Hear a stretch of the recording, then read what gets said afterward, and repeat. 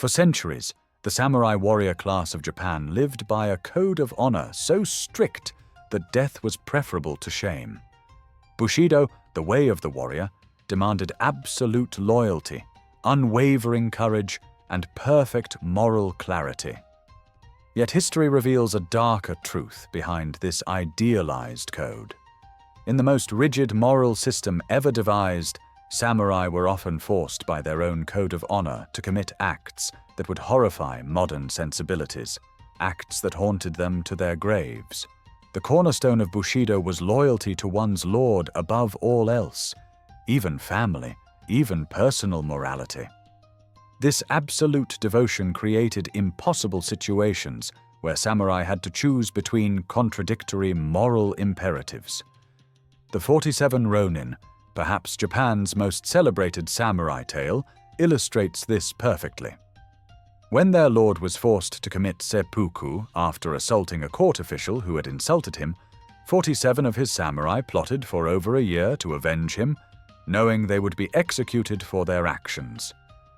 After killing the official who had wronged their master, they turned themselves in and were ordered to commit ritual suicide. They followed their lord into death, becoming national heroes for their loyalty, even though they had broken the law of the shogunate they were sworn to respect. Seppuku, ritual suicide by disembowelment, stands as the most extreme manifestation of Bushido's demands. This gruesome practice required a samurai to plunge a short blade into his own abdomen and draw it across his body, spilling his intestines. The physical agony was unimaginable, yet the samurai was expected to maintain perfect composure throughout. A second, usually a close friend or relative, would stand ready to decapitate the samurai once he had demonstrated sufficient stoicism in the face of this excruciating pain. The practice was considered the ultimate demonstration of courage and purity of spirit, a way to die with honor intact. What many don't realize is that seppuku was often forced upon samurai who had done nothing wrong by modern standards. If their lord was defeated in battle, loyal retainers were expected to follow him in death. If a samurai's lord committed a dishonorable act, his retainers might be required to die to atone for their failure to guide him properly. Historical records describe samurai as young as 12 being required to commit seppuku to uphold family honor. The psychological burden of knowing one might be called upon at any moment to end one's life in excruciating pain created a culture where death was constantly contemplated. Perhaps most disturbing was the practice of tsumebara, testing a new sword on human subjects. When a swordsmith completed a new blade, tradition held that its quality should be tested by cutting through a human body. Condemned criminals were often used for this purpose, but historical records indicate that in times of peace, lower-class citizens, particularly beggars or peasants, might be targeted. A samurai could strike down an unsuspecting peasant on a remote road, and this act was sanctioned by the feudal authorities. The practice was eventually banned, but not before countless innocent lives were taken in the name of proper sword maintenance. The concept of junshi, following one's lord in death, created some of the most tragic episodes in samurai history. When powerful Daimyo Tokugawa Ieyasu died in 1616, over 20 of his most loyal retainers committed seppuku despite his explicit orders forbidding the practice. The scale of this ritual suicide became so alarming that the shogunate eventually outlawed yunshi in 1663. But this only drove the practice underground or forced samurai to find loopholes. Some would simply stop eating after their lord's death, claiming illness rather than suicide, as they slowly starved themselves to fulfill what they saw as their duty. Female samurai, women of the warrior class, faced their own impossible moral burdens. They were expected to maintain the same stoic courage as male samurai, while also upholding impossible standards of chastity and obedience. If a castle was about to fall to enemy forces, samurai women were expected to commit jigai, a form of suicide where they would slice their throat with a dagger rather than risk capture and dishonor. Young girls in samurai families were taught from childhood how to bind their legs together before performing jigai, ensuring they would be found in a dignified posture even in death. Historical accounts tell of mass suicides where dozens of women and even children took their lives as enemy forces breached castle walls. The concept of katakiuchi, revenge killings, forced samurai to pursue blood feuds even when they personally wished for reconciliation. If a family member was killed, Bushido often required the surviving relatives to hunt down and kill the perpetrator, regardless of the circumstances or the passage of time. These vendettas could last for generations, with sons inheriting the obligation to avenge fathers they had never even met. Government officials eventually created formal processes for registering revenge killings to prevent endless cycles of violence. But the psychological toll on those forced to become killers to satisfy honor was immense. The practice of cutting down commoners who showed insufficient respect, known as kirisute-gomen, was legally sanctioned until the mid-19th century. If a peasant failed to bow deeply enough or used improper language when addressing a samurai, the warrior had the legal right to strike them down on the spot.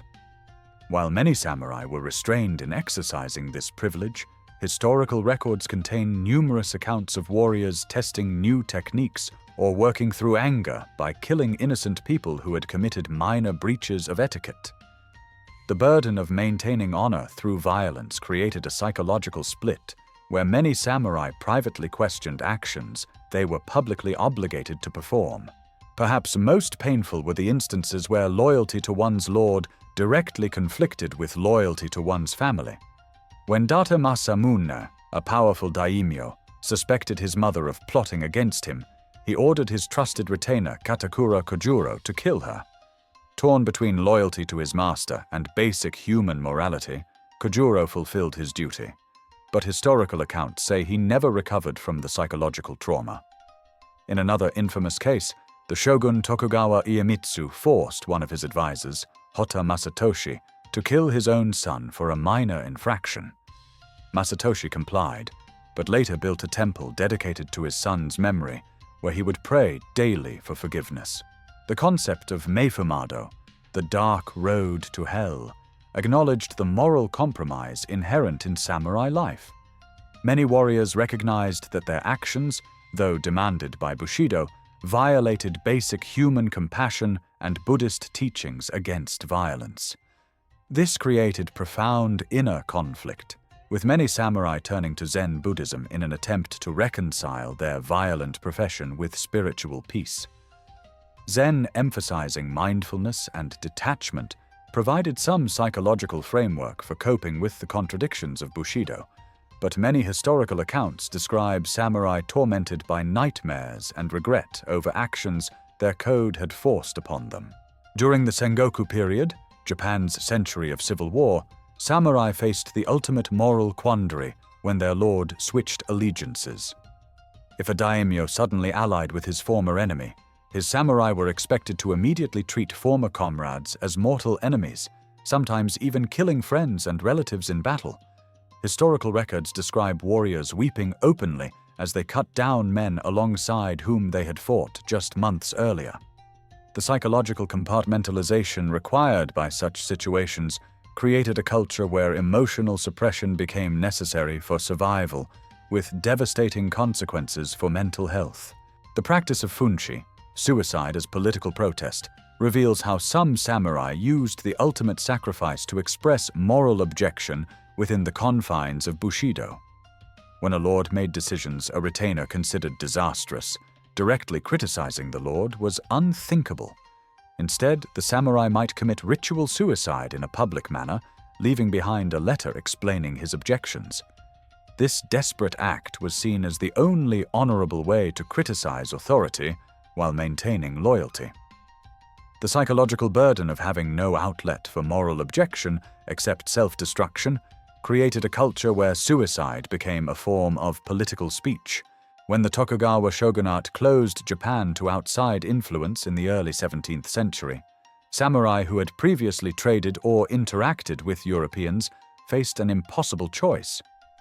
Those who had converted to Christianity were ordered to renounce their faith or face execution, often by crucifixion, a deliberately ironic punishment. Historical records tell of samurai who maintained outward loyalty to their lords while secretly practicing their forbidden faith, living in constant fear of discovery. The psychological strain of maintaining these dual identities often led to breakdowns, with some eventually choosing martyrdom over continued deception. The practice of martial suicide extended beyond seppuku to include other forms of self-sacrifice. When a castle was about to fall, samurai would sometimes perform what was called a charge of death, shinigurui, rushing alone into enemy forces to achieve one final kill before being overwhelmed. Others might volunteer for suicide missions, such as setting fires in enemy encampments, with no expectation of survival. These acts were celebrated as the height of Bushido spirit, yet accounts from survivors describe the profound psychological distress of watching friends and family members volunteer for certain death to uphold abstract principles of honor. Perhaps most telling are the accounts of samurai who survived Japan's transition to the modern era in the late 19th century. When the samurai class was abolished in 1876, many warriors found themselves suddenly freed from Bushido's strictest demands. Historical diaries and letters reveal mixed emotions: relief at no longer facing impossible moral burdens, combined with profound identity crisis and even nostalgia for the clarity of the old code.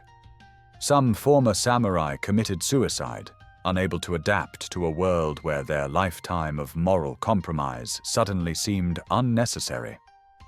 Others embraced the change, writing extensively about the psychological prison from which they had escaped. The legacy of Bushido's psychological burden continues to influence Japanese culture today. The high suicide rate in modern Japan, particularly among men facing professional disgrace, echoes the samurai ethos that death is preferable to shame. Corporate culture often demands levels of loyalty and self-sacrifice that would be familiar to feudal warriors. Yet modern Japanese scholars have increasingly examined the historical reality of Bushido with a critical eye, recognizing the profound psychological damage inflicted by a code that demanded moral perfection while simultaneously requiring actions that violated basic humanity. What makes the samurai experience so compelling is not that they were inhuman killing machines, but that they were all too human, struggling with the same moral quandaries and emotional conflicts we face today, but in a system that offered no room for compromise. Their diaries, letters, and death poems reveal individuals tormented by the gap between Bushido's ideal and the brutal reality of their actions. In forcing themselves to commit unthinkable acts in the name of honor, many samurai broke something essential within themselves, a psychological wound for which their culture offered no healing. The true tragedy of Bushido was not that samurai failed to live up to its impossible standards, but that so many tried so desperately to do so, sacrificing their humanity on the altar of perfect loyalty. If you found this exploration of samurai psychology interesting, don't forget to like and subscribe for more videos.